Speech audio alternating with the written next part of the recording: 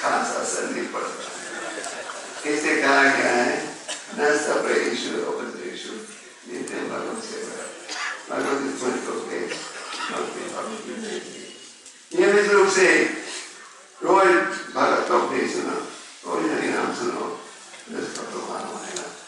तो अनेक भक्तों के अनेक प्रश्न थे, वो अमेरिका से वो प्रभु ने सब प्रश्नों का लिस्ट बनाया।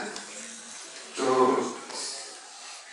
अनेक भक्तों ने मुझे प्रश्न पूछे थे, मैंने कहा कि शाम को उन लोगों को उत्तर देंगे। अगर आप बोलो तो प्रश्न उत्तर करेंगे।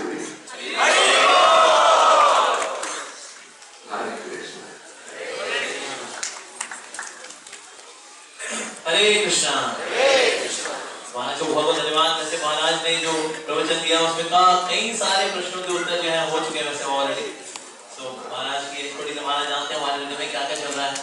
तो महाराज most answer most of the questions, पर जो एक दो सवाल जो पर्टिकुलर बड़े हैं कुछ वो हम यहाँ से पूछ सकते हैं। जैसे कि एक सवाल है, ये लीला का गुरु से है।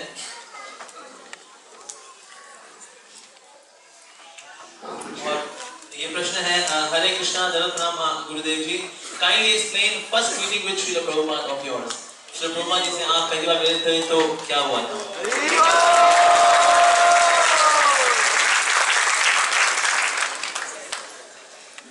मैं प्रभुपाद जी को मिला था पहली बार जून 1, 1968 मॉन्ट्रियल कनाडा में। मेरे ख्याल से हमने कई उन्हें चला भी नहीं किया, कई मेरे ख्याल से अपने फीमेल बॉडीज में थे।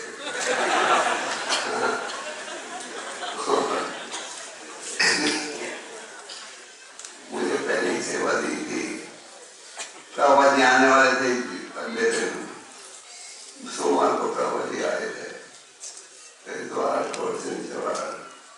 मुझे ये सेवा दी थी मंदिर वालों ने, अंदर के प्रेसिडेंट ने सब आकर प्रभुपाद जी का घर।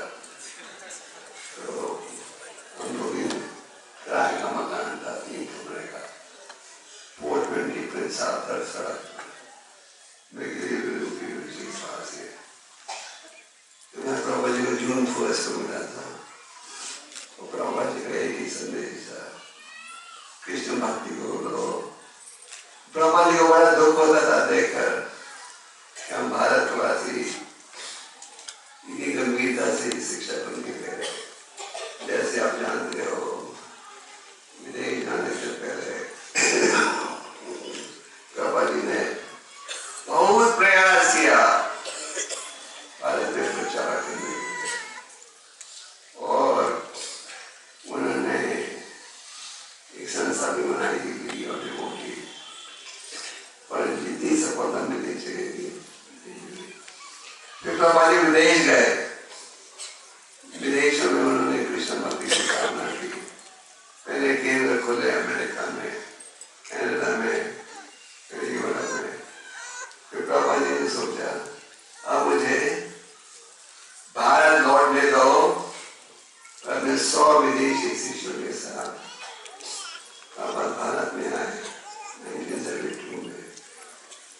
तो भारत में आए पहली बार इतिहास में भारतीय ने देखा विदेशियों को तिलक के साथ और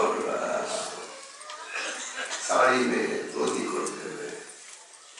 लोग प्रभावित हुए, हंसते हंसते घूमने लगे। तो प्रभुपाद जी की यही इच्छा थी। आगे अगला सवाल है कि गोपाल जी के विग्रह के साथ श्रीमती राधा रानी क्यों नहीं है?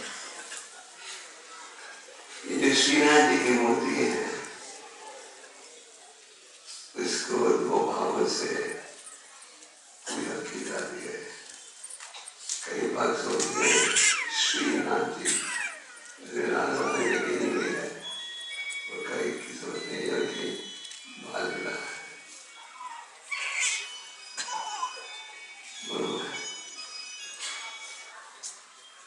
और महाराज श्रीमद् भागवत में श्रीमती राधा रानी का नाम क्यों नहीं है?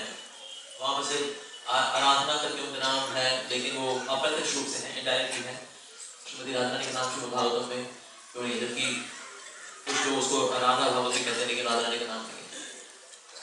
क्योंकि अगर श्रीदेव गोस्वामी की राधा रानी की चर्चा करते तो उन्होंने भक्ति भाव इतना था कि वहाँ के शायद काम कोई दर्शन कर नहीं पाते थे, और श्रीमती राधा रानी का राधाश्वर द्वारा वो संदेश करते थे।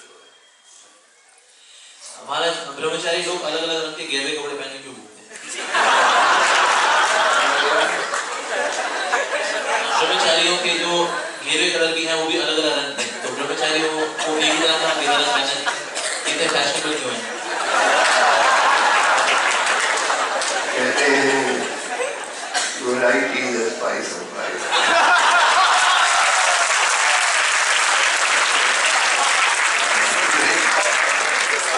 असल में एक स्टैंडर्डाइज रंग होना चाहिए। समस्या ये है अब इन कपड़ों में रंग नहीं करो, धोने के बाद फिर रंग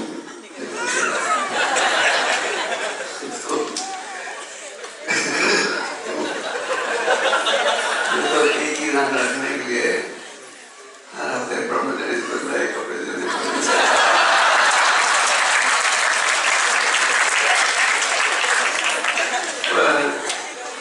हम सबने सोचा है कई बार चलो एक होना है, इतना आसान नहीं है। आज यहाँ एक चीज है कि पूछ रहे हैं कि मेरी पत्नी को माया का स्वाद देने में गोल्ड मेडल प्राप्त है,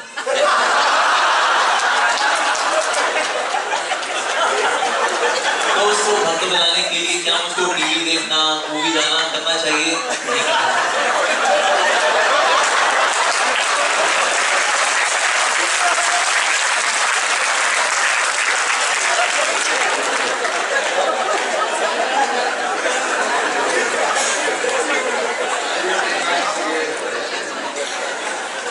There's someone who is struggling with his wife.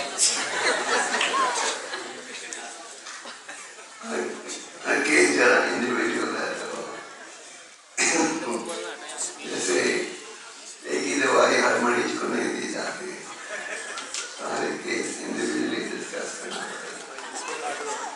पर हमारा प्रयास होना चाहिए कि हम उन कार्यों को स्वीकार करें जैसे चैतन्य महाप्रभु ने कहा भक्ति के अनुकूल है, उनको दिया कि भक्ति के प्रतिकूल है।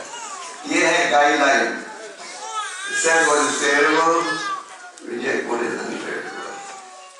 इस गाइडलाइन को लेकर हमारी समस्या का हल कर सकते हो। शास्त्र में एक गाइडलाइन है, बाकी जो है केस वो अलग होता है। आज बताया जाता है कि of course we should take our services very seriously, but we tend to take our services very casually. Casual attitude leads to casualty, but yet we take our services casually. How to avoid this?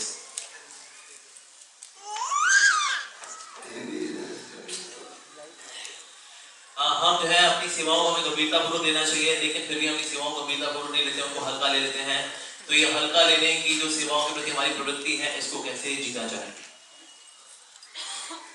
हमें कोई भक्ति संबंधित कोई कार्य को हल्के रूप से नहीं लेना चाहिए।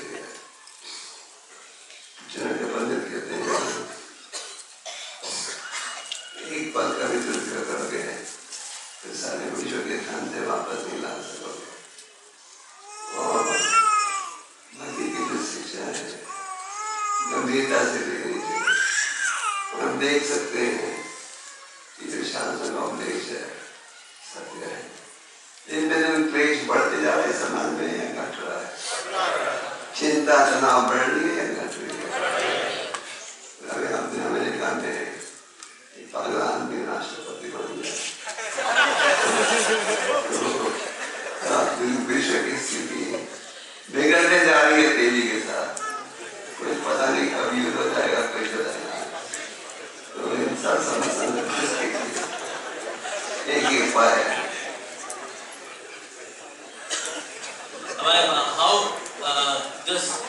How to realize knowledge? Just to realize knowledge, is reading books sufficient? क्या किताबों को पढ़ लेंगे और जिससे हमको ज्ञान प्राप्त हो जाएगा?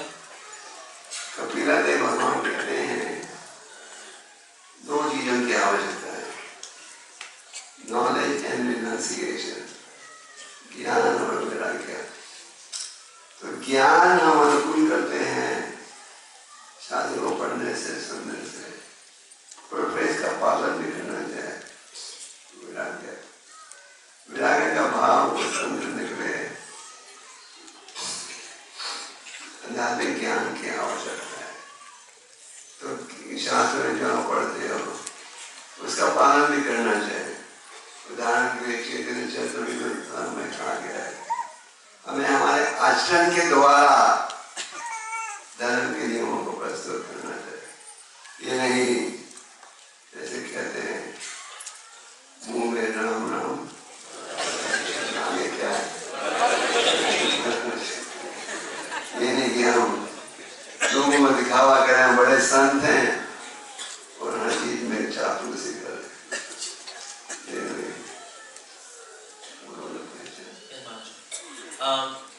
हरिनाम की हम लोग इतनी महिमा सुनते हैं, प्रवचन सुनते हैं, लेकिन मन इतना जिद्दी है कि फिर भी हरिनाम में मन नहीं लग पाता। तो अपने मन को हरिनाम में भला कैसे लगाएं? भक्ति सिद्धांत में हमारे परम गुरु कहते थे मन के विषय में, रोज सुबह जब आप जागो जुदा लेकर सो मन करो,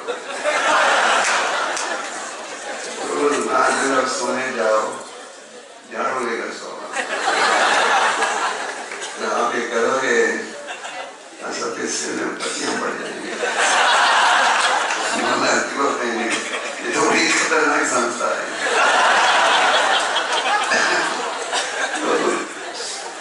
झाड़ू मारने के, झाड़ू से मारने और जूते से मारने के बजाय अपने मन को कहो रोज सुबह अंधा करने जैसे जियो,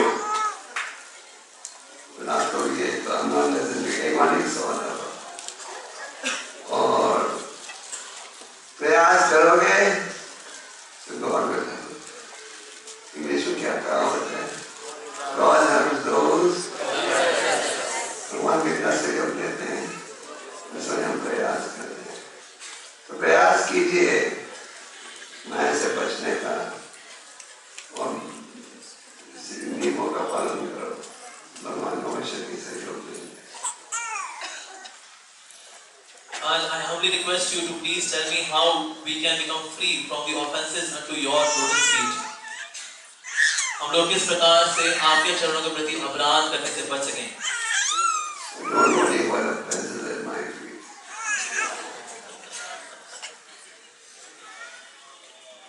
ठीक है। इसलिए महाराज कह रहे हैं कि मेरे चरणों के प्रति अपराध करने की आपको चिंता करने की आवश्यकता नहीं है।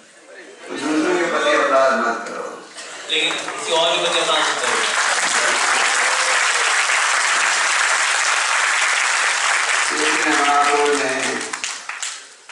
वैष्णव से बचने के लिए काफी पढ़ लिया। पहले तो चैतन्य महाप्रभु ने कहा ब्रह्मांड प्रमित को भगवान ने भी गुरु कृष्ण की बाबा भक्ति बता दी। अनेक योनियों के पश्चात सौभाग्यशाली व्यक्ति है जिसे भक्ति का बीज मिलता है। ये ज्ञान कि भक्ति योग एक माध्यम है भगवत प्रेम प्राप्त करने के लिए। और आनंद में आप सबने कहा था आप सब भगवत प्रेम अनुकूल करना चाहते। तो महाप्रभु ने कहा कि भक्ति का बीज उगेगा, आप क्या करोगे? क्या करोगे? श्रवण और कीर्तन नाम जैसे बीज उगता है पानी पिलाने से, भक्ति का बीज उगेगा श्रवण और कीर्तन से। आगे महाप्रभु ने कहा सावधान रहना कि पड़ोस के पशु वगैरह आकर आपके बगीचे को खराब नहीं करते। आप दीवार बनाते हो ना, आपके घरों के आगे दीवार होती है, तो उन्होंने कहा हमेशा हमें अपने आप को भक्तों के संग में रखना चाहिए कि भक्ति का बगीचा खराब नहीं हो, कोई गलत व्यक्ति अंदर नहीं आ जाए। आगे उन्होंने कहा पर ये सुंदर बगीचा नष्ट हो जाएगा अगर एक पागल हाथी को तो पागल हाथी से उनका भाव था, अर्थ था वैष्णव अपराध और वैष्णव अपराध से हमें बचना चाहिए। अनेक प्रकार के अपराध हैं। सेवा अपराध, जैसे जो भगवान के आचार्य विग्रह की पूजा करते हैं, भगवत में कई नियमों का वर्णन है, उस अपराध से बचना चाहिए। गुरु अपराध, हरिनाम अपराध और वैष्णव अपराध। और चैतन्य महाप्रभु ने इस विषय में अपनी माँ का उदाहरण दिया। सच्ची माता भगवान की माता थी, उनके मन में थोड़ा क्रोध था आचार्य के प्रति। उनका बड़ा बेटा घर छोड़कर चला गया था और छोटे बेटे ने भी संन्यास ग्रहण कर लिया था। तो कई लोग कहते थे महाप्रभु से, अब सबको दया दे रहे हो, माता को दया क्यों नहीं दे? तो भगवान कहते थे क्योंकि मेरी माता ने अपराध किया है। जो लोग कहते थे अद्वैताचार्य को कि सच्ची माता ने अपराध किया है, वो कहते कैसे संभव है? तो भगवान की माता है।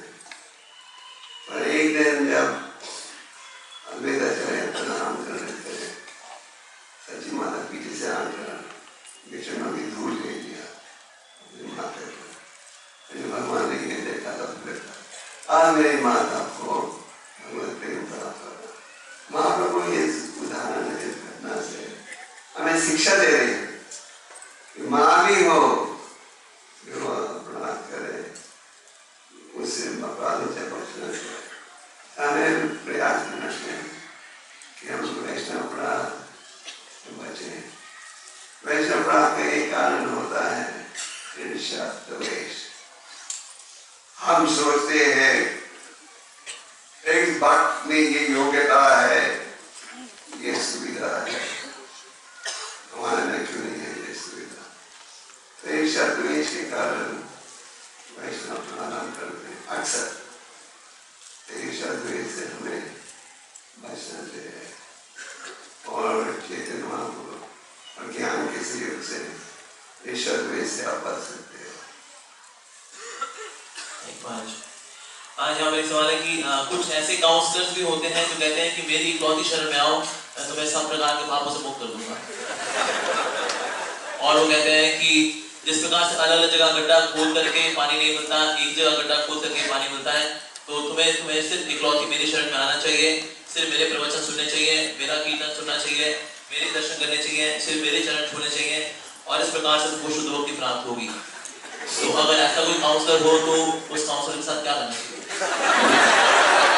मेरे ख्याल से मोहन जाने प्रश्न में थोड़ा मसाला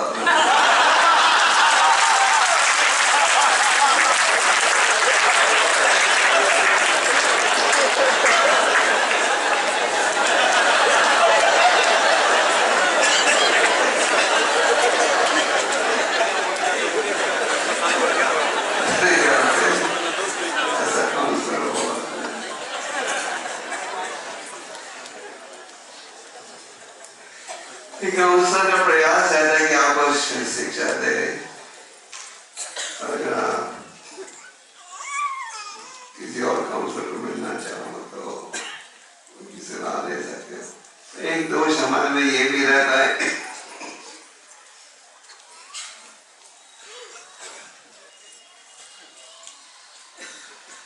हम सब स्वतंत्रता चाहते हैं, हम नहीं चाहते कोई हमें कुछ सुधार की शिक्षा दे। एक और समस्या कलयुग में हम सब आध्यात्मिक स्वतंत्रता चाहते हैं। तो कई बार हम काउंसलर में दोष दिखाते हैं। मैं ये नहीं कह रहा कि काउंसलर में दोष नहीं है या सब में दोष की संभावना है, पर कई बार आपको सुनना नहीं चाहते सुधार। कई बार हम ढूंढते हैं कौन हमारी माया में साथ देगा हमें। ये भी एक समस्या है। तो अच्छा है, पर समस्या ये कई बार हमें कोई शिक्षा नहीं चाहिए। Thank you Guru Maharaj. गुरु महाराज, एक सवाल ये भी है कि अगर कोई भक्त कीर्तन करते समय अष्ट सात्विक भाव में आ जाए और उस भाव का वो अनुभव कर रहा है, लेकिन तभी उसको एक भक्त ने कहा कि सेवा कर लो, तो उसको अष्ट सात्विक विकारों का आनंद लेना चाहिए या सेवा करनी चाहिए? अगर एक बात ये सोचे कि ऐसे सके का भाव आ गया है, ये एक भारी भूल है। एक दिन आ सकता है, तो इसलिए हमें काफी मेहनत करनी पड़ेगी। तो सेवा से बचने के लिए ये नहीं कहना चाहिए कि हम बड़े ऊंचे कोटि के भाव में हैं, हम समाधि में हैं। प्रभुपाद जी ने समाधि के विषय में कहा, वर्क नाउ समाधि लेटर। आज आप हरि नाम करते हो तो भगवान से क्या प्रार्थना कर रहे हो? तो प्रभुपाद जी ने कहा कि हमें सेवा भी करनी चाहिए। ये नहीं कि सेवा के वक्त हम बीमार हो जाए तो प्रसाद के वक्त ठीक हो जाए। थैंक यू महाराज। एक सवाल ये है कि अगर कोई भक्त बड़ी बड़ी सेवाएं करता है और वो अपने गुरु को नजर भी आती है उनके गुरु को, लेकिन कोई ऐसा भक्त है जिसमें इतने गुण ना हो कि वो बड़ी बड़ी सेवाएं कर सके, तो क्या गुरु उसकी सेवा को पहचानते हैं? बड़ी या छोटी सेवा में कोई अंतर नहीं है, सेवा का भाव होना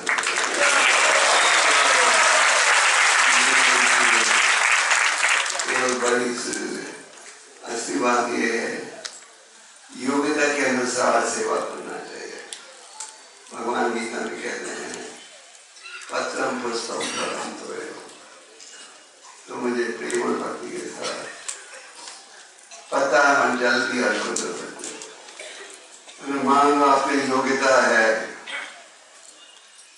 ज्यादा सेवा करने की, राम भगवान को तो पत्रम पुष्पम फलम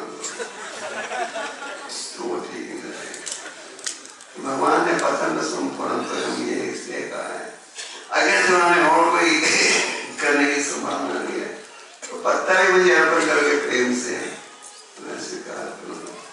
तो भगवान सेवा लेते हैं योग्यता के अनुसार।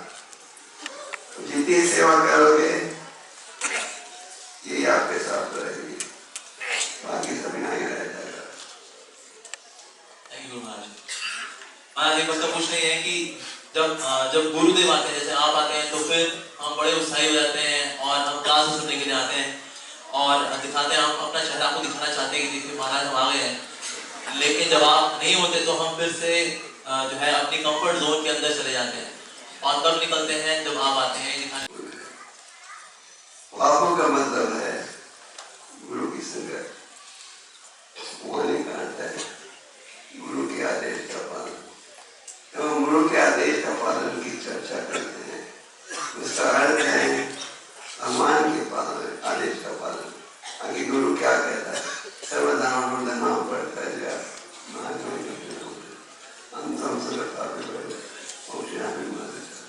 सब धर्म छोड़कर कृष्ण भगवान की शरण में आओ। अगर गुरु यही संदेश दे रहा है तो उनके उपदेश में, भगवान के उपदेश में कोई अंतर नहीं।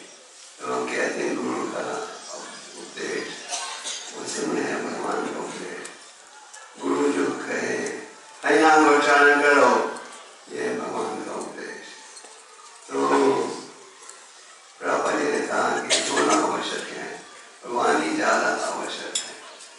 प्रभुपाद जी श्रीमद् भागवतम प्रथम स्कंद को अपने गुरु महाराज को अर्पण करते हैं, कहते हैं He lives forever by divine instruction and the follower is with him. मैं जो गुरु है जीवित रहता है अपनी वाणी के द्वारा, शिक्षा के द्वारा, शिष्य हमेशा के साथ रहता है। प्रभुपाद जी कहते थे I never forget my guru for 1 second. तो महापुर वाणी वाणी ज्यादा है,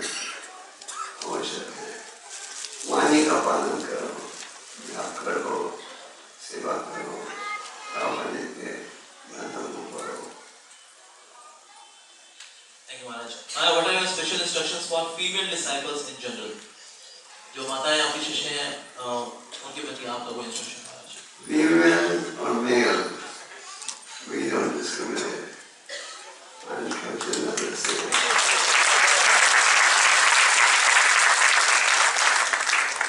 Hare Krishna, get attached to the holy name, develop humility, develop mood of service, be engaged in Krishna Bhakti all the time.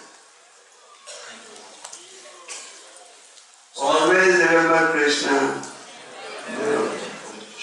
बाकी रसमता सिंधु में रूपा गोस्वामी जी ने अनेक नियमों की चर्चा की है।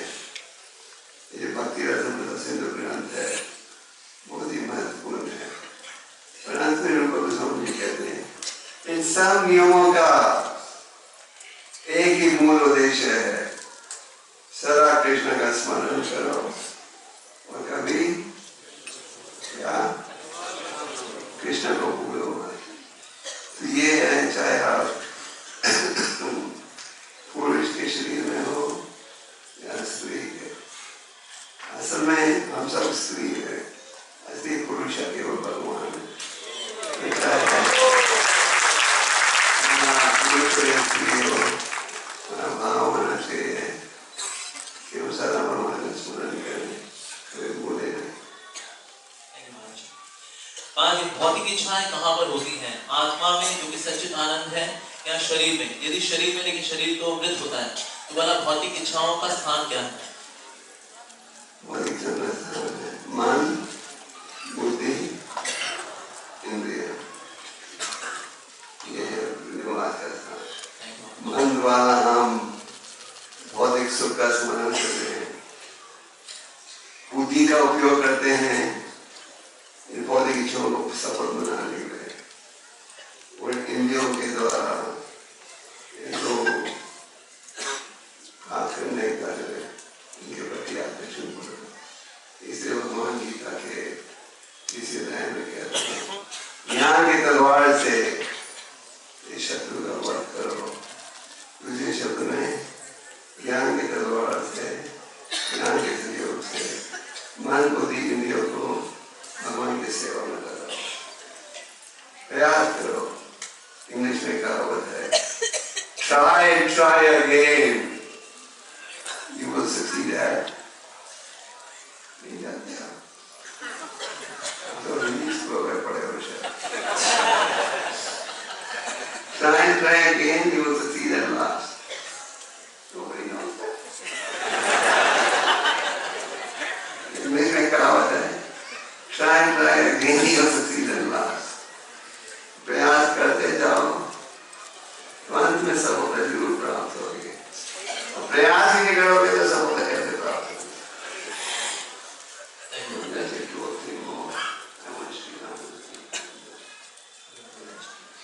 गुरुवाज मुगलों ने जो है कई मंदिर तोड़े, और जो होता है भगवान की इच्छा से होता है, तो क्या मंदिर को तोड़ना भगवान की इच्छा थी? अच्छा क्वेश्चन है।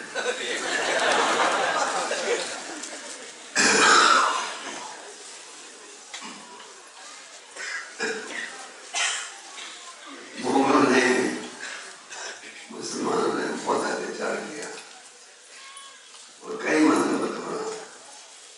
आज की स्थिति ऐसी है कि आप कोई भी छोटी सी चीज करोगे तो तूफान आ जाता है।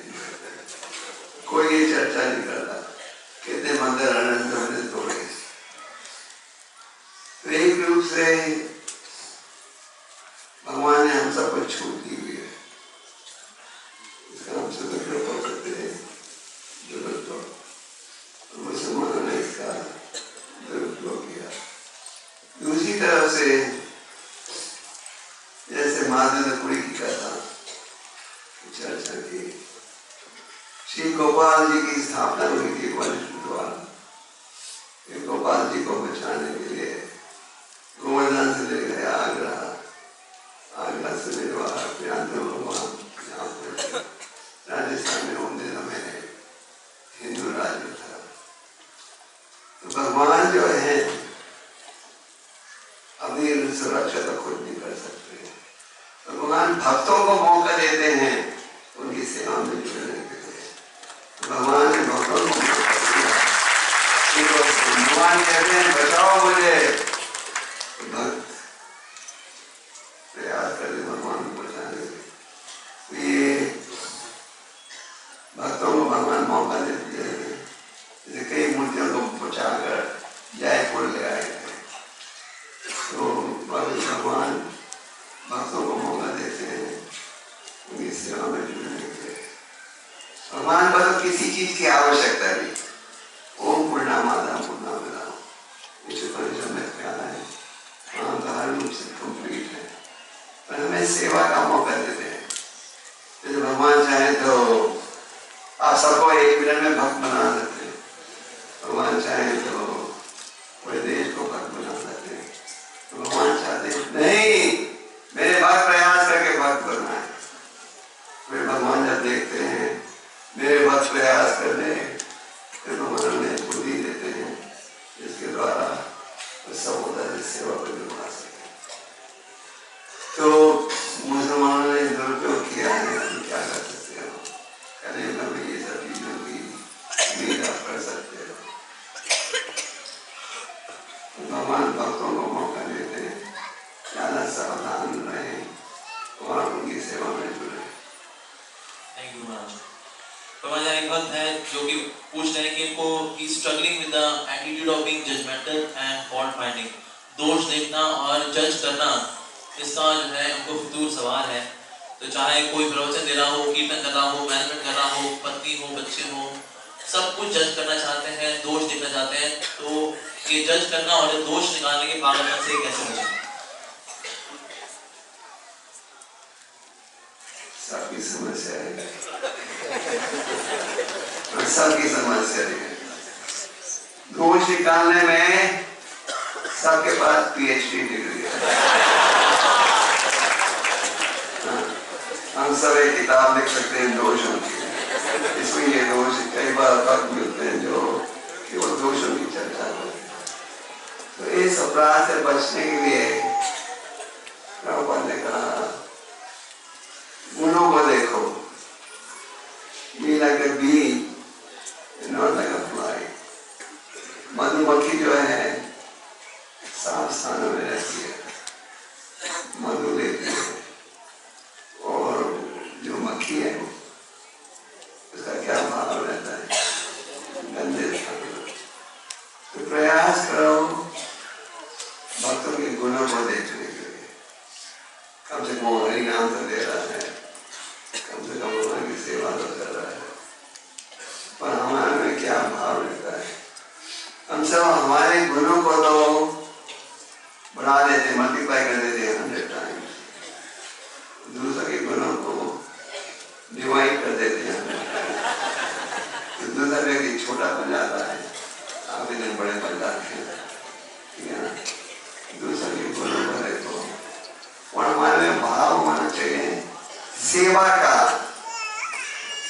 भगवान ये नहीं देखते कौन बड़ी सेवा कर रहे हैं, कौन छोटी सेवा कर रहे हैं। भगवान ये भी देखते हैं विनम्रता का भाव। भगवान के शरणगत होने के 6 नियम हैं। एक है जो अनुकूल है स्वीकार करो, प्रतिकूल है त्यागो। फिर 6ठा है विनम्रता का भाव। तो हम सब में अगर विनम्रता का भाव हो तो फिर आप लोग सीखोगे ही नहीं। अगर हम सब में सेवा का भाव हो फिर आप में गुण भी होंगे। ये नहीं कि हमें केवल गुरु की सेवा करनी और की सेवा करनी, सब वैष्णव की सेवा करने का भाव होना चाहिए, सब संतों की सेवा करने का भाव होना चाहिए। हमें सबका दास बनना है, स्वामी नहीं। समस्या ये है हम सब स्वामी बनना चाहते हैं, हम सब हुक्म चलाना चाहते हैं, कोई सुनना नहीं चाहते। तो कृष्णनाथ का विराट का देखो उदाहरण दिया था सुबह। ऐसे हमारे शास्त्रों में अनेक उदाहरण हैं प्रसिद्ध भक्तों के, केवल सेवा भाव। सेवा भाव और चैतन्य महाप्रभु के स्थान में भाव होना चाहिए, सबके प्रति सेवा भाव। ये नहीं कि हमें बड़ी सेवा चाहिए। आप अगर तुझ सेवा भी दे दे, झाड़ू मारो, बर्तन साफ करो, हमें खुश होना चाहिए। चैतन्य चतुर्विधा नाम एक कथा पढ़ती हो, नीचा महाराज तो नीचा महाराज जगन्ना की पत्नी का नाम है। तो चैतन्य महाप्रभु के पत्नी ने सबने मिलकर ऐसे यात्रा से पहले मंदिर की सफाई की। महाप्रभु की स्वयं रगड़ रहे थे छत को, दीवारों को, फर्श को। महाप्रभु देख रहे थे कौन कितनी मिट्टी निकाल रहा है। तो जो ज्यादा निकाल रहा था उसे कहते थे दूसरों को शिक्षा दो कि वो भी ज्यादा बढ़ाए। तो बाकी जी कहते हैं कि जो सफाई की सेवा है मंदिर की, इसकी तुलना करते हैं हृदय की सफाई के साथ। मंदिर को हम जब साफ करते हैं, अपने हृदय को साफ कर रहे हैं। जब हम सेवा करते हैं, सेवा के माध्यम से अपने हृदय को साफ कर रहे हैं। तो चाहे आप मंदिर में जाओ, इतवार को आगे समय नौकरी कर रहे हो, तो जब मंदिर जाओ मेहमान के रूप में मत जाओ। इस बात से जब हम सेवा करने आए और सेवा करो भक्तों की, चाहे दूसरा व्यक्ति सेवा नहीं करे, आप अपनी तरह से ठीक करो। कई बार हमारा सिद्धांत रहता है नेले पे डेला, टिट फॉर टैट। रशियन में कहते हैं जू आ जू, टूथ फॉर अ टूथ। तो महाप्रभु ने इस विषय में कहा है दूसरों को आदर दो बिना किसी क्या ना हमारी नमना देना, अंदर की उम्मीद रखे हुए। महाप्रभु ने कहा है, महाप्रभु के जो 8 श्लोक हैं शिक्षा नशक के नाम से, उन्हें पूरी पूरी दीक्षा सार प्राप्त है। महाप्रभु कहते हैं आदर दो पर आदर की उम्मीद की बिना का भाव मत करो। महाराज एक सवाल ये है कि जब दीक्षा हुई थी तो उस वक्त 16 माला और 4 नियम का मैंने वचन दिया था, और सनत कुमार संहिता मैंने पढ़ा कि यदि कोई इस वचन का उल्लंघन करता है तो दीक्षा कैंसिल हो जाती है। लेकिन मैं नियम तोड़ चुका हूँ, तो क्या मेरी दीक्षा कैंसिल हो चुकी है? ऐसी प्रश्न है कि बनाया ऐसी प्रश्न है।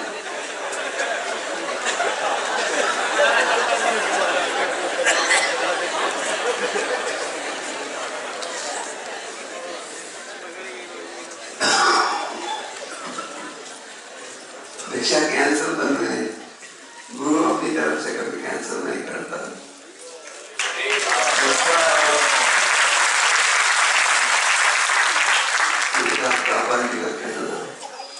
अगर शिष्य कैंसिल करना चाहे तो जब नियमों का पालन नहीं कर रहे तो शिष्य कैंसिल करना है, प्रयास करना चाहिए नियमों का पालन करें। इसलिए कई संस्थाओं में दीक्षा 1 मिनट में मिल जाती है। आप जाओ बाहर आओगे नए आध्यात्मिक नाम। और इस्लाम में दीक्षा से पहले 2 साल 16 माला करना पड़ता है और परीक्षा देनी पड़ती है। क्यों? क्योंकि प्रभुपाद जी चाहते थे दीक्षा से पहले हम समझें क्या है हमारी जिम्मेदारी। मिले की एक दिन में दीक्षा मिल जाती है, तो हमारा प्रयास रहना चाहिए ईमानदार रहने के लिए। ओके, गुरु महाराज एक सवाल है कि अगर गुरु करुणा सिंधु हो, यानी कि उन्होंने करुणा की सारी सीमाएं पार कर दी हो, लेकिन शिष्य ने कपट करने की सारी सीमाएं पार कर दी हो, तो कृष्ण ऐसे शिष्य का क्या हाल है?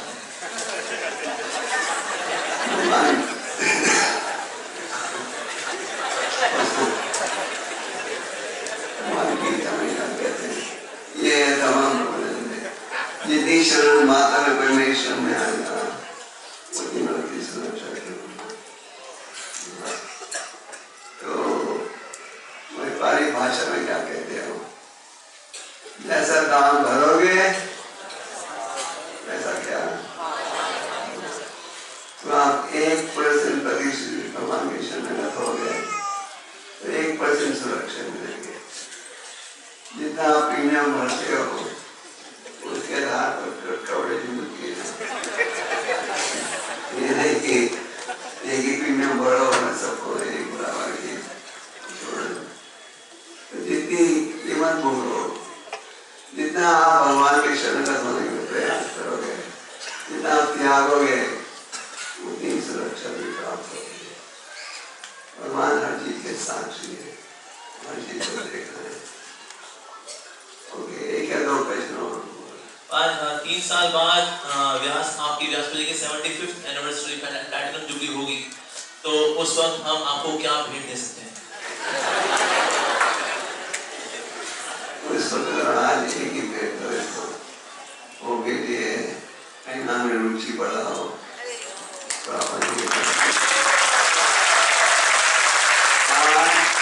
आज 20 साल बाद एक ही भेंट है, ऐना में रुचि बढ़ाओ, अच्छे फल बनाओ, कपड़ चाबू से बचो। ठीक है, okay.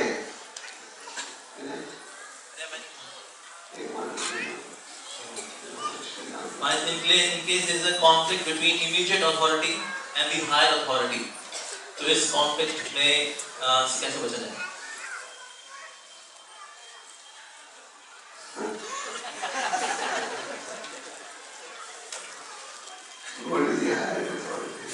And for example, say किसी के counselor and temple president, or say temple president and guru and GBC.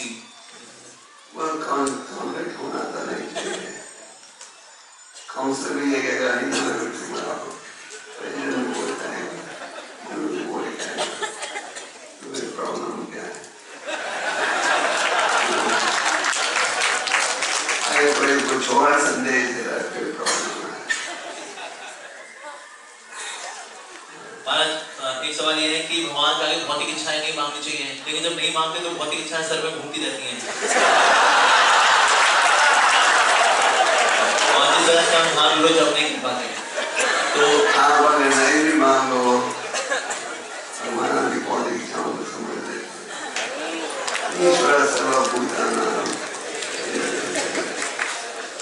Sudama ब्राह्मण की भक्ति ने कहा, हमारा धनी मित्र है ना द्वारका में, उसे जाकर मिलो। सुदामा ब्राह्मण पीड़ित थे, एक ही धोती थी, ब्राह्मण अक्सर जैसे मैं सुबह का गरीब होते हैं, पति के कहने पर सीधा ब्राह्मण के द्वार था, और भगवान ने उनको प्रयास में सवाल हो गया। बचपन की लीलाओं का चर्चा की, कुछ मांगे बिना वो लौट गए। रास्ते में यही सोचते थे क्या कहूँगा अपनी पत्नी से, तो भगवान समझ गए थे किस इच्छा से आया था। भगवान ने क्या किया, तो वो लौटे तो क्या देखा उन्होंने, उनकी सलाह को किया, बदल बन गई थी। तो आप लौट गए कि हमारे लिए इच्छा पूरी हो गई, हम समझो शिवराज से लौटेंगे,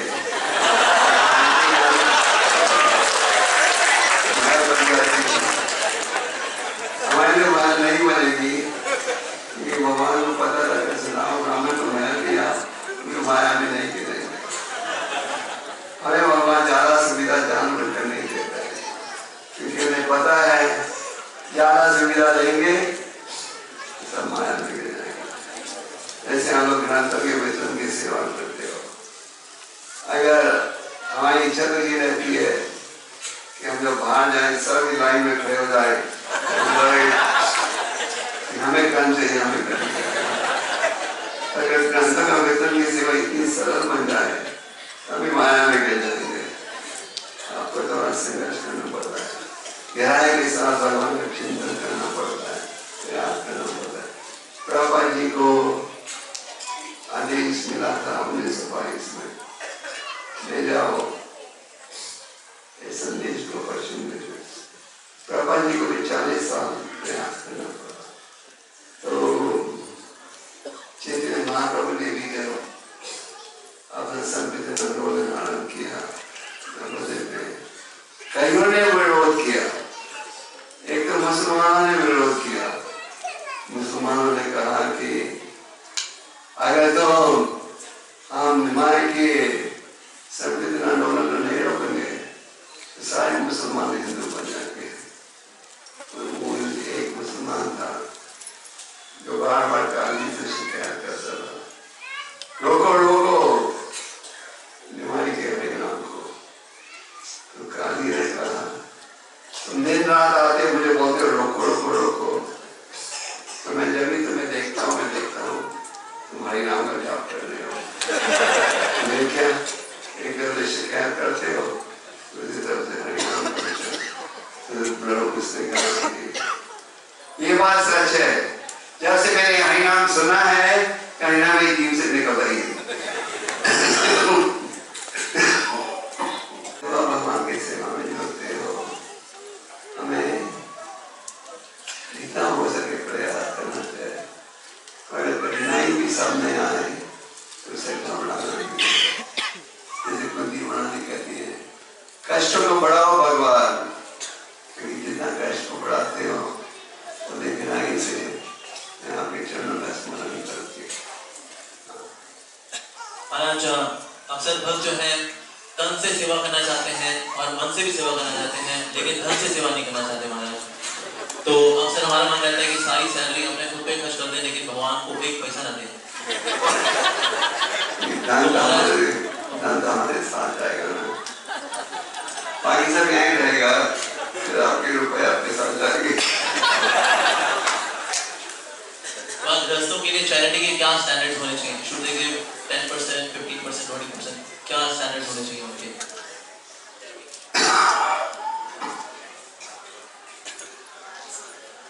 हमारे सामने रूपा गोस्वामी का उदाहरण है। उन्होंने सरकारी नौकरी डाली तो उनके बाद इतने सोने के सिक्के थे, पूरी नाव भर गई थी। उन्होंने आधी समरी पाती ब्राह्मणों को। खैर महंगाई के जमाने में 50% हर व्यक्ति तो नहीं कर जाए। मैं कहीं कोई जानता हूँ तो कर रहे हैं, पर जितना हो सके उतना कीजिए। 50 नहीं तो 10 कुछ तो कीजिए। अगर सच कुछ नहीं कर सकते तो अलग बात है। भगवान गौर जी के साक्षी प्रभुपाद जी ने कहा, God doesn't see what you give, God sees what you keep. Prabhupada ji ने कहा, भगवान जी के साक्षी, भगवान ये नहीं देखते आपने क्या दिया, भगवान ये देखते हैं हमने अपने लिए क्या रखा है। ठीक है ना? इनकम टैक्स वालों को आप धोखा दे सकते हो, अच्छा वकील हो आपके पास, भगवान को धोखा नहीं दे सकते। ओके,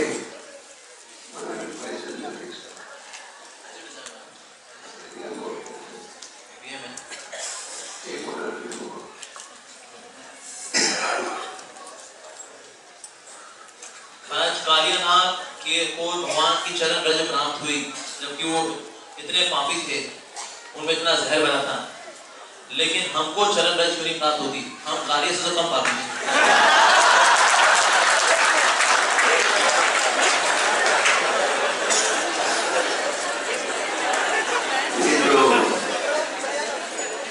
कृष्ण लीला में जो असुर है, ये असुर कोई साधारण असुर नहीं थे, ये सब भगवान के भक्त थे। जैसे हिरण्यकशिपु, वैसे पूछा जाए किसी से क्या है हिरण्यकशिपु का परिचय, वो कहेंगे क्या कहोगे, क्या है उनका परिचय? डीमन।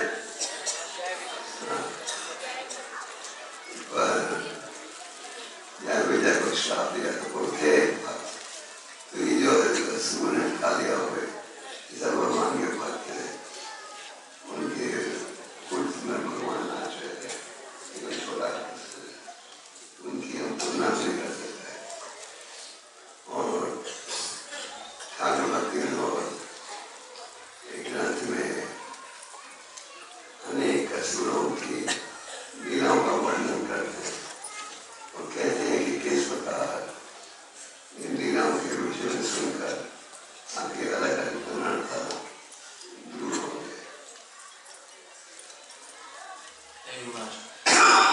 एक सवाल ये है कि हमको पढ़ने लिखने की कभी आदत रही नहीं है। स्कूल टाइम में भी हम 10 साल के टेस्ट पेपर पढ़कर ही पास हुए थे। तो अब जब भक्ति में आए हैं तो हमें ग्रंथ देख करके डर लगता है। पढ़ना तो दूर की बात, हम ग्रंथ को साफ भी नहीं कर पाते। उसको धूल जमी होती है महाराज, ग्रंथों को धूल जमी होती है तो उस धूल को साफ करने का समय नहीं होता। उसको खोल करके पढ़ना और दिमाग में डालना वो तो बहुत ही दूर की बात होगी। तो ऐसी अगर समस्या हमारी हो तो ऐसी समस्या में हम पढ़ाई लिखाई कैसे शुरू करें? पढ़ाई लिखाई के संस्कार है नहीं। इन ग्रंथों में और भगवान में कोई अंतर नहीं। श्रीमद् भागवतम और गीता में और भगवान में, अगर आप धूल को देख रहे हो ग्रंथों में तो ये अपराध है। इन ग्रंथों को अच्छे साफ स्थान में रखना चाहिए, साफ तरीके से। इन ग्रंथों में भगवान की वाणी है और ग्रंथ खरीद लिया है तो पढ़ते नहीं, को भी शोभा नहीं देता। आगे से कितने भक्त जिनके पास श्रीमद् भागवतम का सेट हिंदी या अंग्रेजी में है,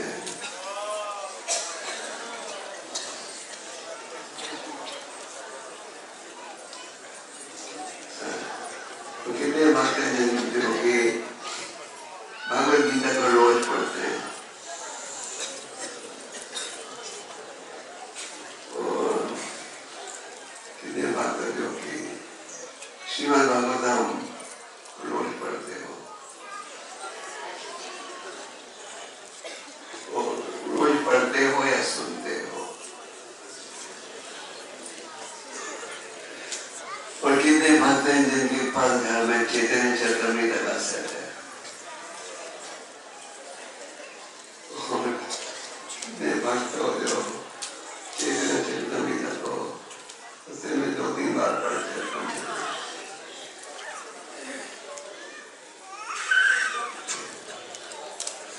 अगली यात्रा में आपको भगवान में सेट भी लाने चाहिए।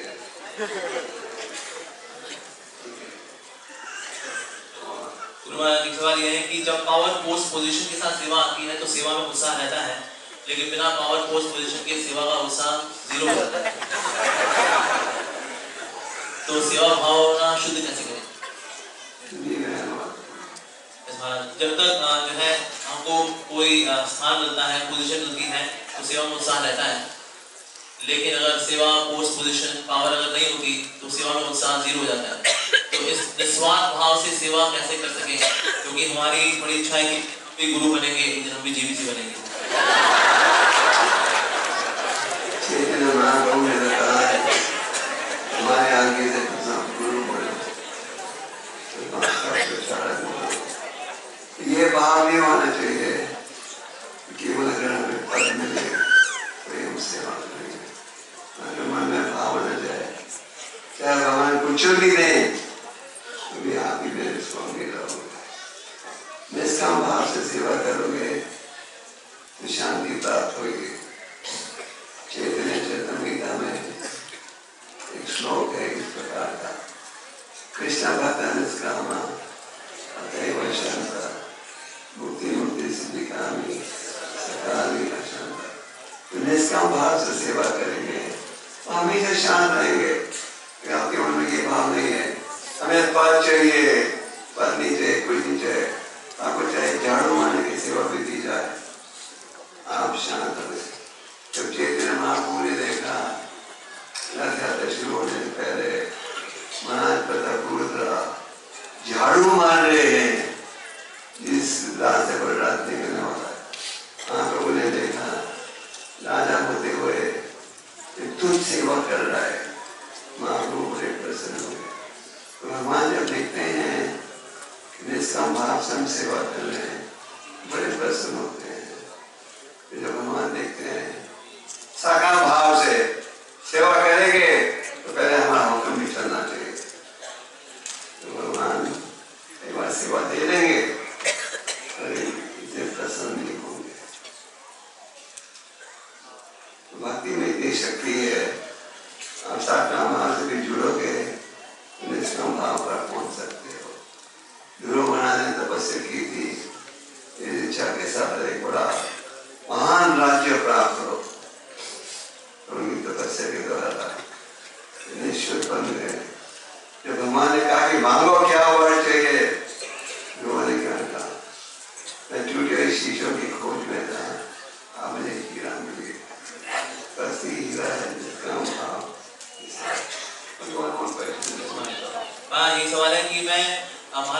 सैकड़ों मालाएं कर चुका हूँ और कई टन प्रसाद पा चुका हूँ और कई बार परिक्रमा भी कर चुका हूँ, लेकिन आज भी मैं पहले भी बदमाश था, आज भी बदमाश हूँ। मैं बदल क्यों नहीं रहा?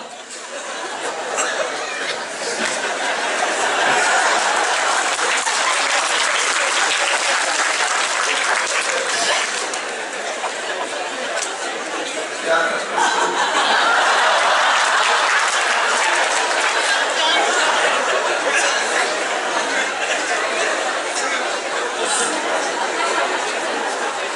सवाल ये है कि मैं बहुत माला कर चुका हूँ, काफी समय माला कर रहा हूँ और कई सैकड़ों टन प्रसाद भी पा चुका हूँ, लेकिन मेरा हृदय नहीं बदला। महाराज पहले बदमाश था, आज भी बदमाश नंबर 1 हूँ कि बदमाशी क्यों नहीं जारी मेरे से। कई बार लोग विनम्र भाव से कहते हैं बदमाश हो, कई बार वो असली बदमाश हो, देखना पड़ेगा, लेकिन अंदर से पता होगा बदमाश है, इधर बदमाश।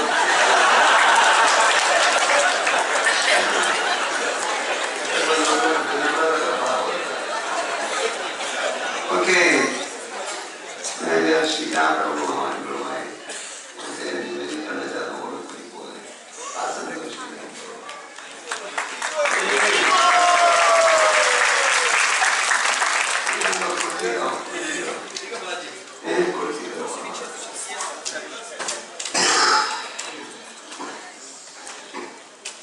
वैसे तो टाइम हमारा जी भी जबरदस्त से ऊपर हो गए हैं,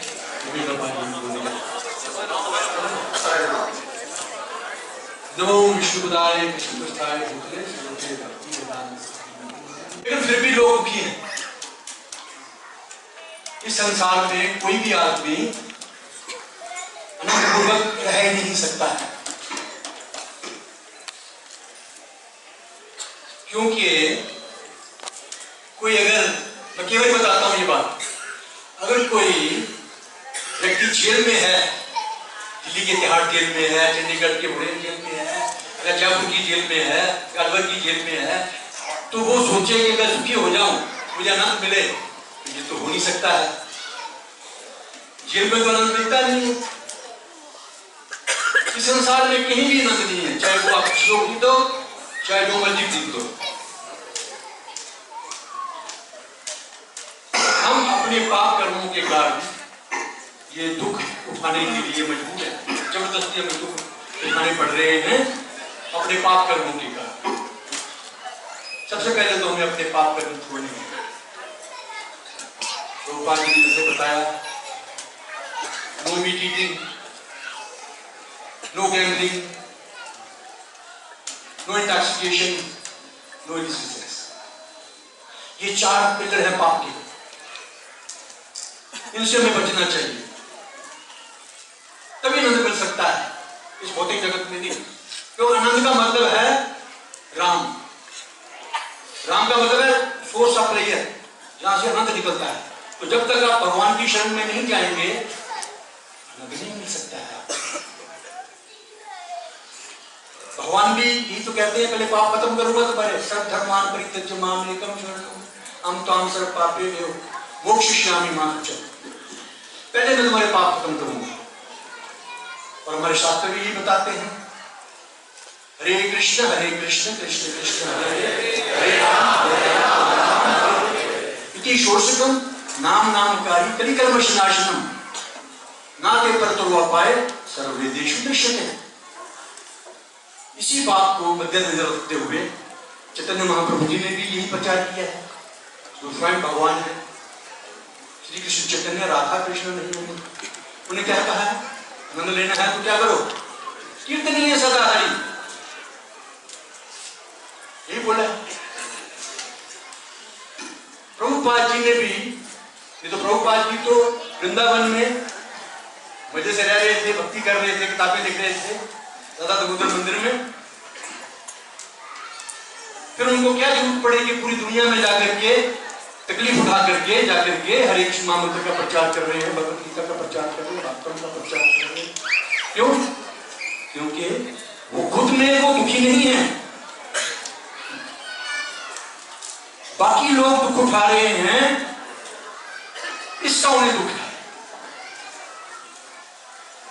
तो लोगों को से उभारने के लिए पर दुख दुखी, साधु होता है पर दुख दुखी, अपने दुख से दुख नहीं है, वो बाकी लोगों के जो अपने दुख उठा रहे हैं, सड़ रहे इस भौतिक जगत में, इनको कैसे उभारा जाए, इस बात को लेके ये मिशन लेकर के चैतन्य महाप्रभु जी का कहना मान के, अपने गुरु का कहना मान करके वो पूरी दुनिया में उन्होंने हरे कृष्ण महामंत्र का प्रचार किया ताकि लोग सुखी हो सके। यही एक फार्मूला है शांति प्राप्त करने का, दुखों से दूर होने का, आनंद प्राप्त करने का। केवल एकमात्र फार्मूला है, एकमात्र गुण है, वो है हरे कृष्ण कृष्ण कृष्ण हरे हरे, हरे राम राम राम हरे हरे, नाते पर तो उपाय। इसलिए प्रभुपाद जी बार बार ये कहते हैं कि हरे कृष्ण मंत्र का जाप करो बिना अपराध के, chant Hare Krishna and be happy. ठीक है, हरे कृष्ण।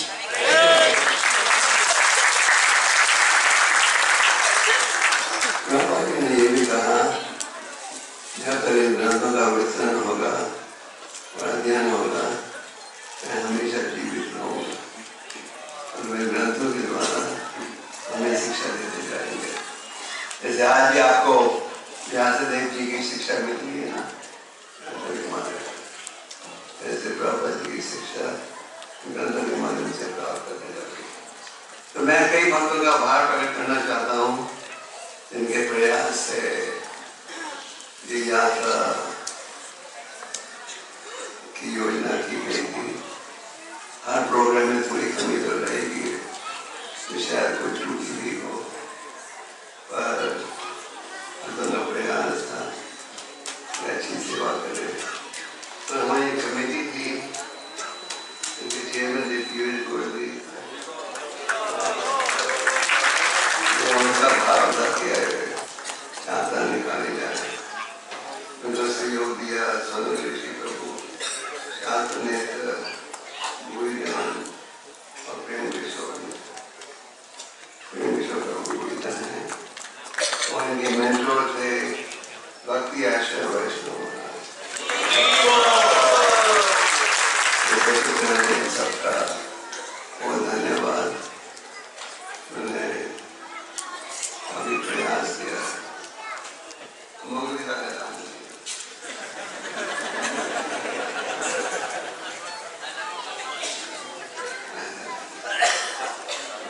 सेवा की। प्रसाद अच्छा लगा सबको? चाहे कोई सिद्धांत से माने या नहीं, तो सब मानते हैं हरे कृष्ण प्रसाद सबसे बेहतर है। विदेश में भी लोग आते हैं, कई लोग आते हैं अंदर में प्रसाद खाने, प्रसाद से खींचे जाते हैं और बन जाते हैं। एक बार किसी ने प्रभुपाद से प्रश्न पूछा, कई भक्त हैं अपना प्रसाद दूसरों को दे देते हैं, कई भक्त हैं तो प्रसाद चोरी करते हैं, इन दोनों में कौन बेहतर है? पापा ने कहा बहुत आरोग्य आपको चोरी करने का प्रसाद, केवल प्रसाद प्रसाद हमको किन की जिम्मेदारी थी, पूरी जान प्रभु थी, कॉम्बिनेशन की जिम्मेदारी ली थी, साधु प्रभु, बस कोऑर्डिनेटर थे हरि जनार्दन प्रभु और देवती प्रभु।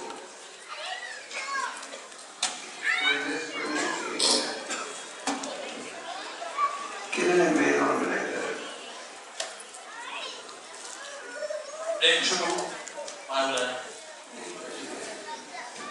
आप सब बच्चों का बहुत बहुत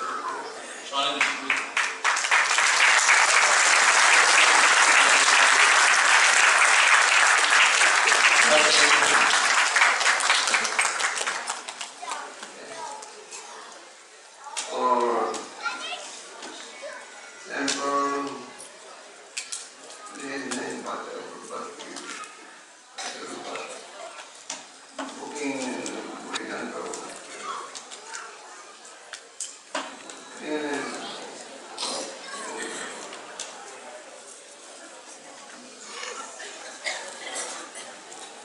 कृष्णा। धन्यवाद देना चाहेंगे हम सबसे पहले तो इस होलिनेस गोपाल कृष्ण गोस्वामी महाराज श्री गुरुदेव का।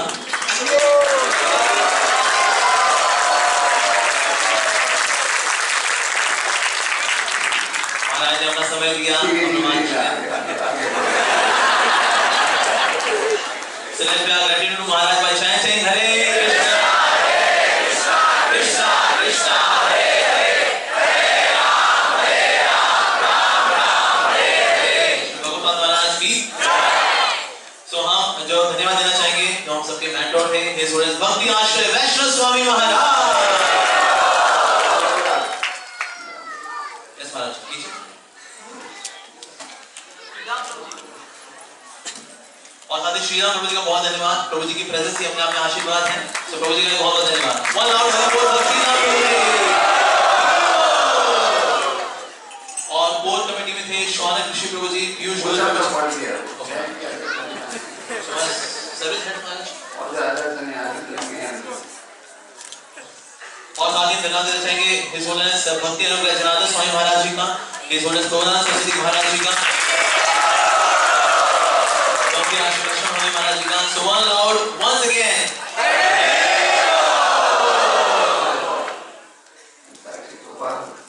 और साक्षी हुआ प्रभु जी भी हमारे साथ ही हैं कुरुक्षेत्र से प्रभु जी।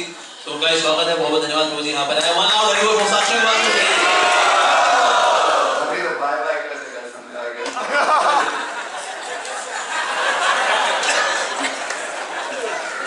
हरे कृष्णा।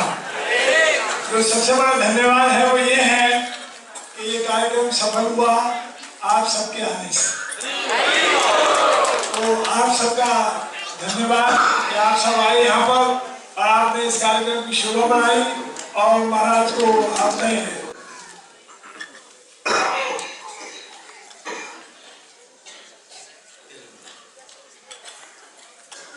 ओके। तो कल गाजियाबाद की बस नंबर होंगे 1 2 3 4। गाजियाबाद की बस नंबर है 1 2 3 4। पंजाबी बाग IYF की बसेस रहेंगी 5 और 6 नंबर बसेस। ग्रेटर नोएडा और गुरुग्राम की बसेस होंगी 7 8 9। रोहिणी से आए हुए जो वॉलंटियर्स हैं उनके लिए होगी 10 और 11 नंबर बस। द्वारका से और गुरुग्राम से जो भक्त आए हुए हैं उनके लिए बस नंबर होगा 12 13 14।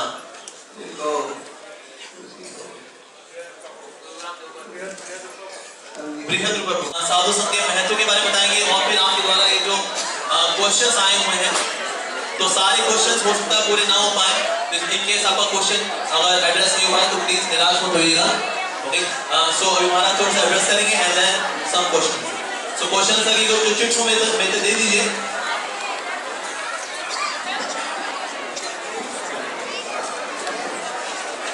हरे Krishna. So let's welcome Maharaj once again by chanting Hare Krishna, Hare Krishna, Krishna Krishna, Hare Hare, Hare Ram, Ram Ram, Hare Hare। हरे कृष्ण। सबने प्रसाद प्राप्त कर लिया। प्रसाद ठीक है तुम्हारे साथ।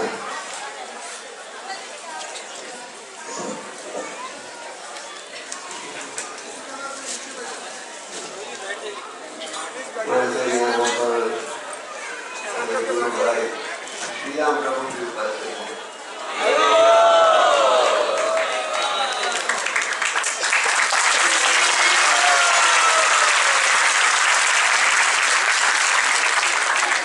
प्रभु को सब जानते हो, बहुत पुराने भक्त हैं। आप लोग तो दिल्ली में जुड़े हो भक्ति में। इसलिए प्रभु जुड़े थे इस्कॉन के साथ 1973 में। उस समय ये यूनिवर्सिटी ग्रांट्स कमीशन में काम कर रहे थे। हमारे एक और भक्त थे कृष्ण गोपाल जी, जिनका देहांत हो गया कुछ साल पहले, जो कि होम मिनिस्ट्री में काम करते थे। मेरे ख्याल से उनके माध्यम से श्रीराम प्रभु को मिले और उस समय भी 5 साल से नौकरी करते थे। हमारे भारतीय दिल्ली में उनके साथ सुनचाई द्वारा विचार लेना है। तो मैं अंत में श्रीराम प्रभु से विनती करूँगा तो शब्द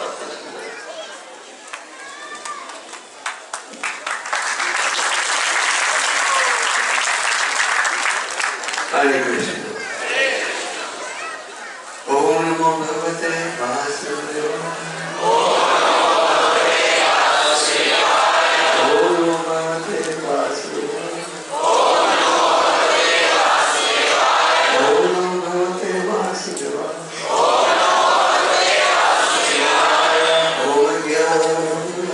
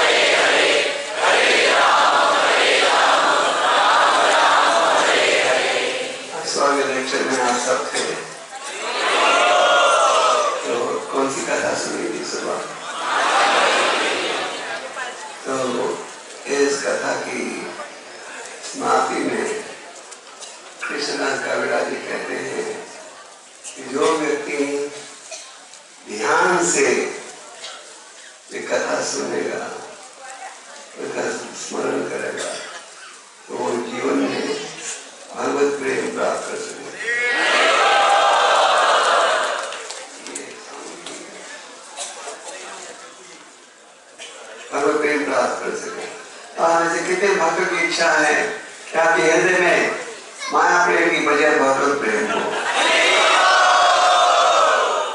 तो ऐसे लगता है कि आप सब शुद्ध भक्त बनना चाहते हो।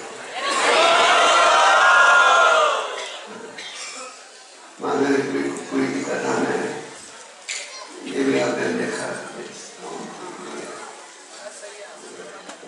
सबको आवाज सुनाई दे रही है महाराज जी क्लियरली? जिनको आवाज नहीं सुनाई दे रही वो बोले हरि बोल। इस कथा में आप ये भी देखते हो मानवपुरी के मन में एक भाव था गोपाल की सेवा, अपना स्वार्थ की कोई चिंता नहीं। जैसे हमने कहा था सुबह, वो खाते थे तो दूध पीते थे, रात को भगवान को सुनाने का प्रसाद। और भगवान ने उन्हें इतनी कठिन सेवा दी, कोई सदानंद सेवा नहीं। गोवर्धन ने कहा जाओ जगन्नाथ पुरी चंदन लेकर आओ मेरे लिए। 1200 किलोमीटर की यात्रा है, 1500 पैदल उन्हें करनी पड़ी, उन्होंने की। इसी प्रकार भगवान की सेवा में हम सबके सामने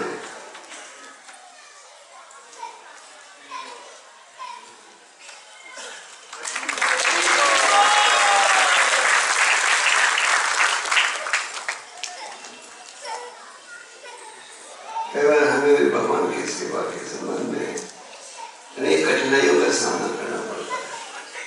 जैसे विदेशों में हमारे भक्त जो प्रचार करते हैं, बहुत कठिन स्थिति में प्रचार करते हैं। मैंने कहा कोई भी देश हो, पश्चिम देश के लोग चाहते हैं कि वैदिक संस्कृति का प्रचार हो, तो अनेक रूपों से सरकार वाले कोई ना कोई अड़चन डालते रहते हैं। तो भक्तों में दृढ़ भाव है, इसलिए प्रचार बढ़ते जा रहा है। तो भाव हमारे में होना चाहिए, हमारे मन में ये भाव होना चाहिए कि हमने हर स्थिति में सेवा में जुड़ना है।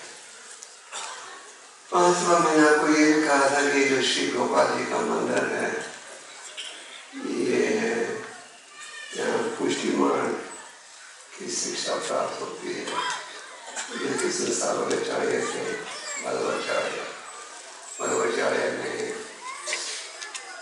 वाराणसी में शिक्षा ग्रहण की थी और उसकी मां का एक रूप से इसका से लंबा संबंध है।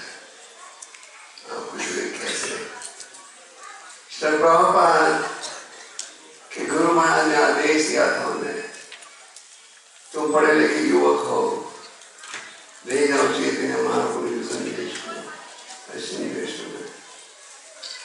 यह आदेश दिया था लगभग 1922 में और 1965 में विदेश जा पाए। तो विदेश जा पाए किसके सहयोग से?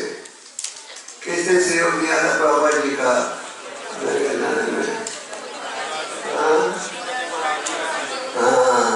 श्रीमती महाराज जी। श्रीमती महाराज जी धार्मिक औरत थी। वहाँ पे जो श्रीनाथजी मंदिर है उनकी वो चीफ ट्रस्टी थी। तो श्रीमती महाराज जी बाबा जी को मिली थी, सुना है कुरुक्षेत्र में के समय बाबा जी ने कहा कि मैं विदेश जाना चाहता हूँ।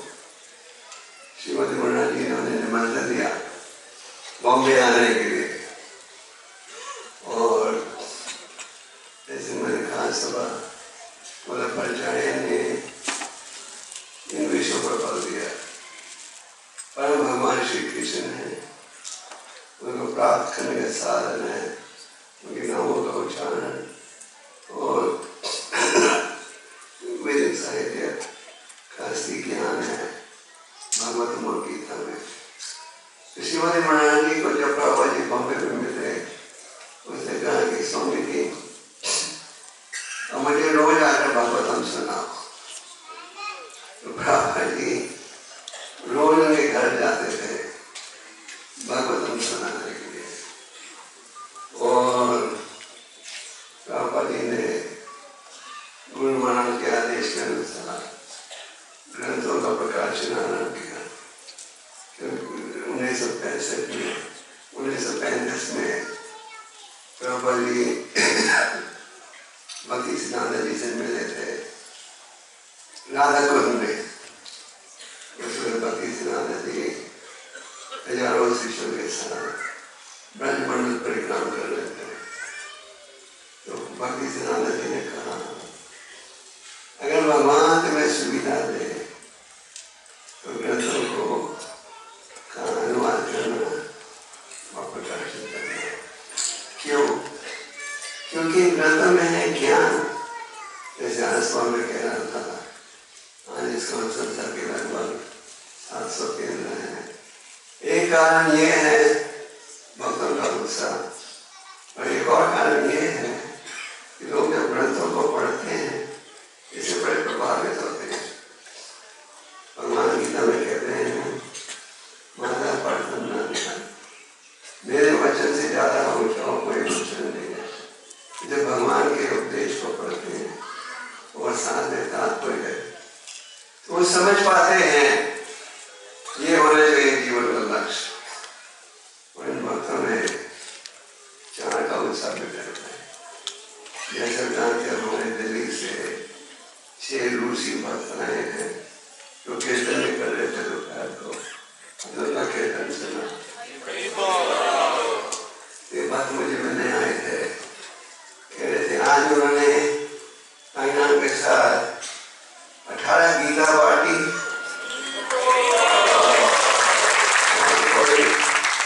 125 छोटी किताबें बांटी। में से किसी ने ग्रंथ बांटे यहाँ इन रूसी बातों को छोड़कर नहीं। और ये रूसी है, रूसी हिंदी के से 2 शब्द जानते हैं बस, पर उनमें ये गहरा भाव है कि अगर विश्व का उद्धार चाहिए इन ग्रंथों का संदेश माध्यम है। इसीलिए वे दृढ़ होकर उच्चारण करते। तो ये आवश्यक है। तो प्रभुपाद जी ने ग्रंथों के प्रकाशन पर जोर दिया और श्रीमती महाराज जी पर गए थे ये इस विनती के साथ मैं श्रीमद् भागवतम छापना चाहता हूँ, आपसे सहयोग कीजिएगा। दिल्ली में भागवतम का संस्करण का पहला भाग छाप दिया था। श्रीमती मुरार जी ने सहयोग दिया, जिसके द्वारा पापा ने प्रथम स्कंद के दूसरे और तीसरे भाग को प्रकाशित किया। तो श्रीमती मुरार जी को प्रभुपाद बकायदा मिलते थे। एक समय प्रभुपाद जी मिलने गए थे उनके दफ्तर में। उनके सेक्रेटरी का नाम था चौकसी, गुजराती नाम।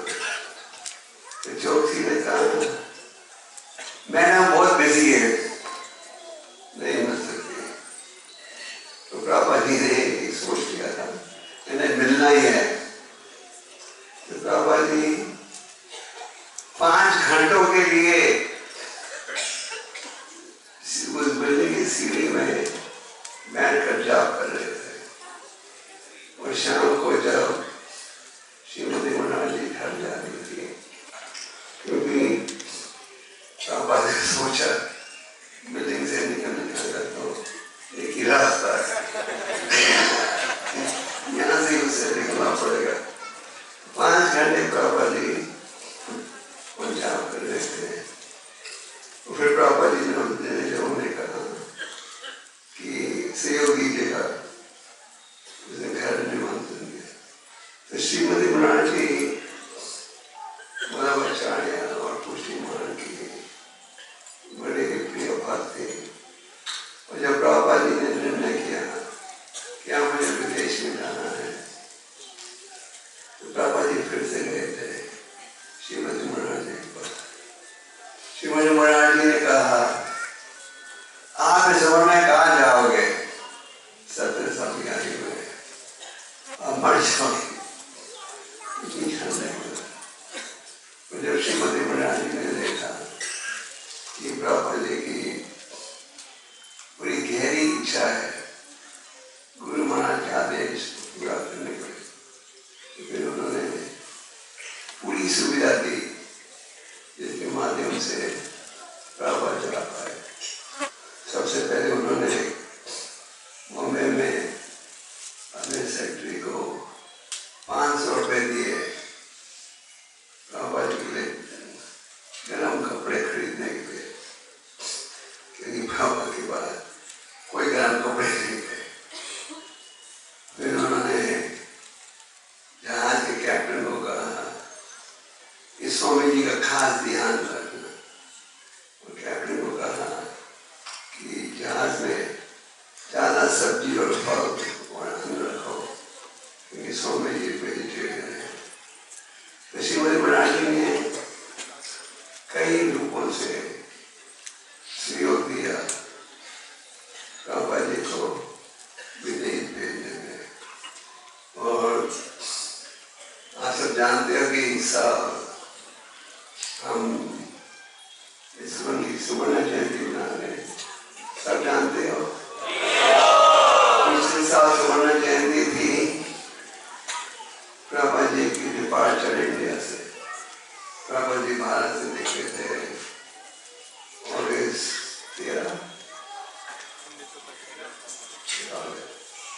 1965 जलादूत जहाज में। ये जहाज था सिंधिया नेविगेशन कंपनी का, और सिंधिया नेविगेशन कंपनी की मालिक थी श्रीमती मुरार जी। और श्रीमती मुरार जी का संबंध था शीना जी के साथ, वो बल्लभाचार्य की शिष्या थी। और शीना जी बंदर गाँव आए, उनकी चीफ मैनेजिंग ट्रस्टी थी। तो एक रूप से आप देख सकते हो गोपाल जी की कृपा थी, जिसके माध्यम से प्रभुपाद जी विदेश में थे। तो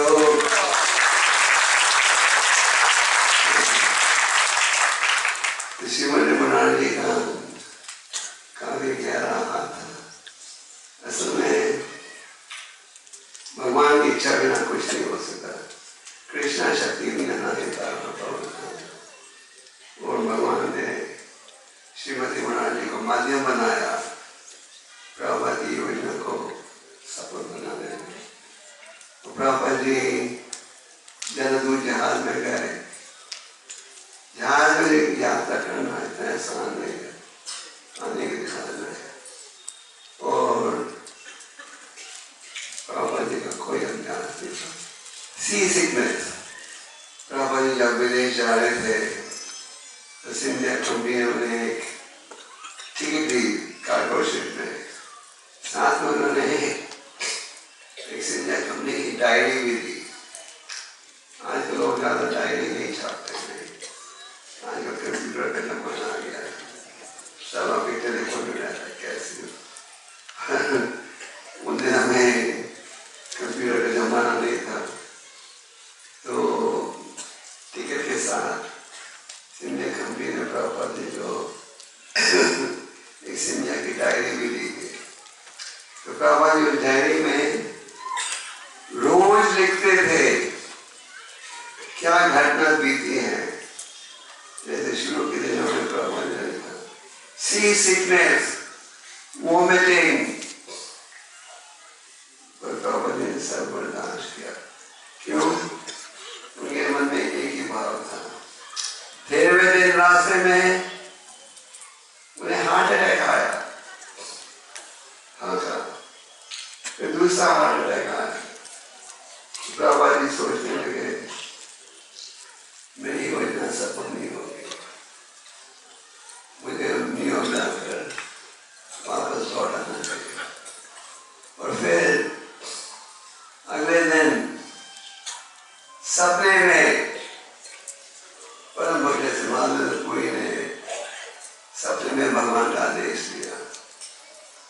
जैसे मैंने कहा सुबह, जब आप शुद्ध भक्त बन जाओ जब अपने सपने का महत्व रहेगा। जो लोग शुद्ध नहीं बनते सपनों पर ज्यादा ध्यान नहीं देना चाहिए। तो प्रभुपाद जी को भगवान सपने में आए। भगवान ने कहा, भगवान नाव को चला रहे थे पटवार के रूप में। अनेक देवता उस नाव में बैठे थे और प्रभुपाद जी बैठे थे। तो भगवान ने कहा, अबे चरण घबराओ मत, तुम्हारी योजना सफल होगी।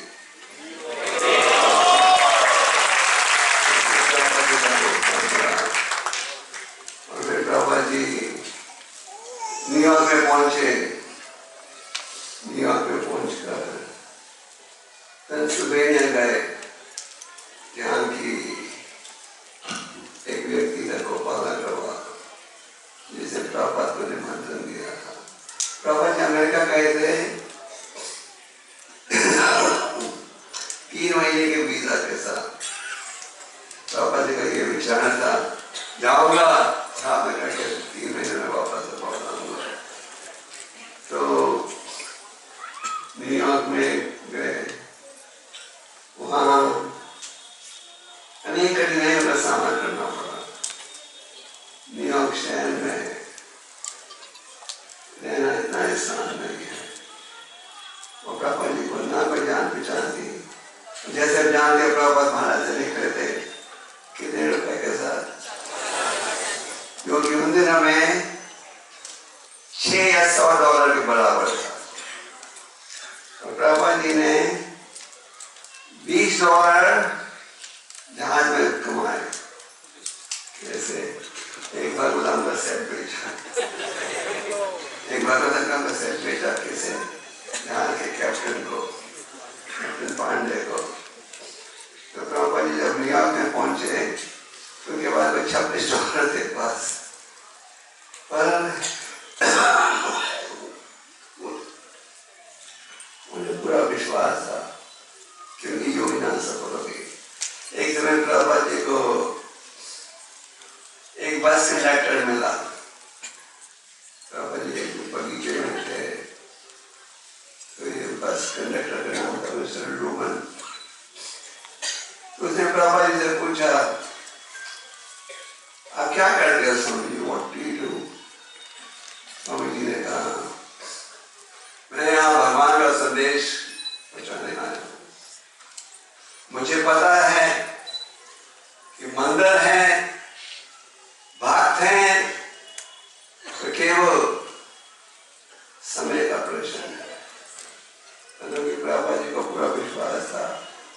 जो चेक महाप्रभु जी की भविष्यवाणी है, पृथ्वी आदि जगना देखना सर्वदा प्रचार विश्व के हर कोने में हरिनाम मुद्रा, ये सब होगा। तो आपको जानकर खुशी होगी कि प्रभुपाद के भक्तों के प्रयास से ये सफल हो रहा है दिन पे दिन। जब प्रभुपाद जी इस पृथ्वी से प्रकट हुए नवंबर 1977, उस समय इस्कॉन के कोई 140 से 50 मंदिर थे और आज लगभग 700।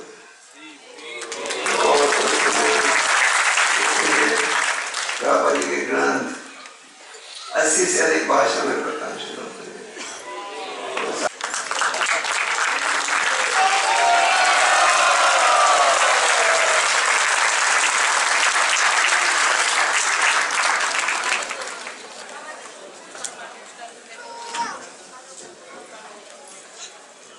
हरे कृष्णा। तो बहुत धन्यवाद, यहाँ पर मंच जी भी आए हुए हैं, तो बहुत धन्यवाद। तो महाराज का आशीर्वाद प्राप्त हुआ, तो उनका भी हम स्वागत करेंगे बाय चैंटिंग हरे कृष्णा कृष्णा कृष्णा हरे हरे, हरे राम राम राम हरे हरे। ओके, और यहाँ जितने भी सवाल जवाब हुए तो ये इस्कॉन टीवी जो ऐप है उससे भी अवेलेबल होंगे, iskonpanjabibag.com पर भी अवेलेबल होंगे, और वीडियो जो है YouTube पे जो कि इस्कॉन पंजाबीबाग का चैनल है उससे भी उपलब्ध होंगे, तो वहां पर भी आप सब्सक्राइब कर सकते हैं और जो भी हम महाराज के अभी आंसर्स दिए और लेक्चर्स हुए उनको देख सकते हैं, फिर से रिवाइज कर सकते हैं। Okay, I am again coming back to the buses. तो फरीदाबाद, पंचशील और 2 शब्द बोलना चाहोगे?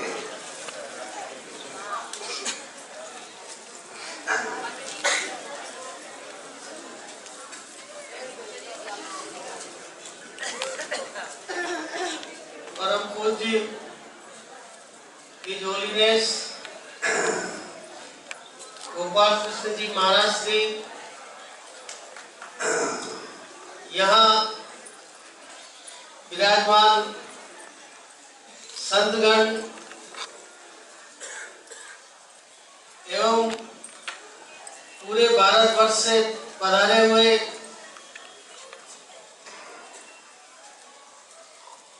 प्रभु श्री कृष्ण के भक्तजन, आप सभी ने श्री जी की नगरी में पधारकर इस नगर की शोभा को बढ़ाया। पूज्यपाद हिज होलीनेस गोपाल कृष्ण जी महाराज श्री एवं संतजन एवं सभी भक्तों का हार्दिक अभिनंदन। पूज्यपाद त्रिकाय महाराज श्री का आप सभी को शुभाशीर्वाद एवं शुभकामनाएं, और प्रभु गोवर्धन धरण श्रीनाथ जी से मैं विनती करता हूं कि आपको पुनः बार बार इस नगरी में बुलाए।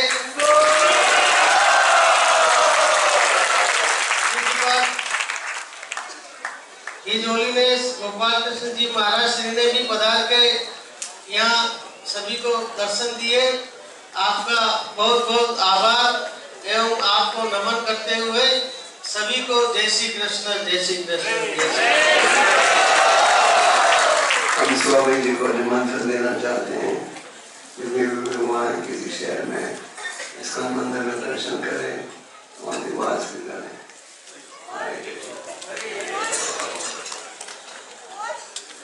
हरे कृष्णा। सो 15, 16, 17, 18 बसेस हैं फरीदाबाद के लिए। फरीदाबाद के लिए बसेस नंबर है 15, 16, 17 एंड 18। ये नंबर बहुत जरूरी है, क्योंकि कल आप जब बसेस बोर्ड करेंगे और फिर आप रथ यात्रा के लिए